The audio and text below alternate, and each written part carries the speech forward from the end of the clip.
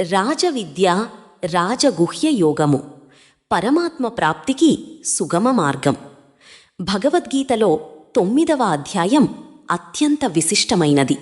దీనిని రాజవిద్య రాజగుహ్య యోగము అని పిలుస్తారు. రాజవిద్య అంటే విద్యలలోకెల్లా శ్రేష్టమైనది. రాజగుహ్యము అంటే రహస్యాలలోకెల్లా పరమరహస్యమైనది. ఈ అధ్యాయం కేవలం జ్ఞానాన్ని మాత్రమే కాకుండా ఆ జ్ఞానాన్ని భక్తితో ఎలా అనుసంధానం చేసుకోవాలో, తద్వారా భగవంతుణ్ణి ఎలా చేరుకోవాలో బోధిస్తుంది. ఈ అధ్యాయం యొక్క సారం ఏమిటంటే, భగవంతుడు ఈ సృష్టికి అతీతుడు మరియు సృష్టిలో అంతర్యామిగా ఉన్నవాడు.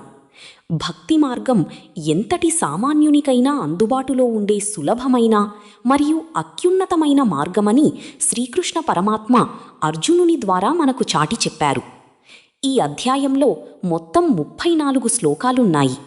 ఇవి భగవంతుని యొక్క ఐశ్వర్యాన్ని, ఆయన సర్వవ్యాపకత్వాన్ని మరియు భక్తుని పట్ల ఆయనకు గల అమితమైన ప్రేమను తెలియజేస్తాయి.